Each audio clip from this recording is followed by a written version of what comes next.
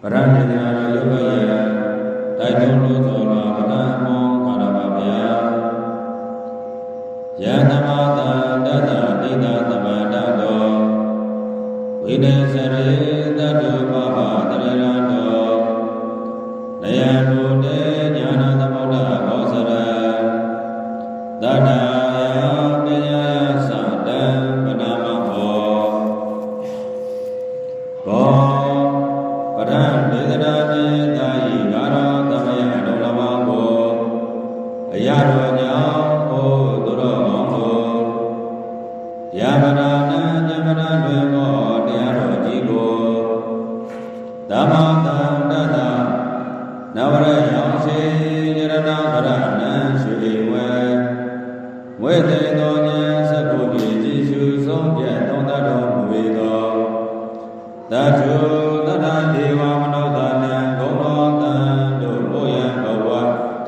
လွမ်းကြောတတတကြရှိသောစိတ်တိယောဤ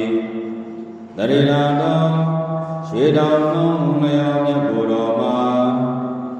သမန္တာတော်တိတာ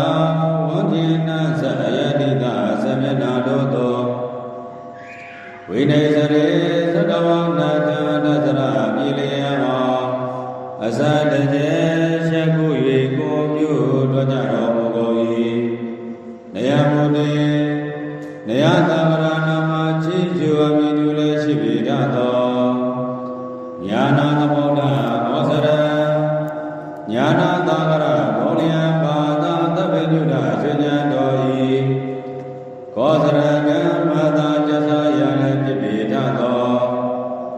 ဓမ္မရာတံတောပရတွင်ကောမိဓမ္မတရားတော်ကိုတတ္တယာသာသက္ကဝောမြာမိတရားဤပရမယရဏအပြပမလည်းရောင်းအားရှိန်လျက်တရာတည်းနှင့်၎င်းပညာယာသာဓမ္မတတ္တိကျရဏိယောသိမှန်မျိုးဉာဏ်မျိုးဖြင့်၎င်းပနာမမိမိမြတ်သာရပွားကြပါကုန်သောပနာ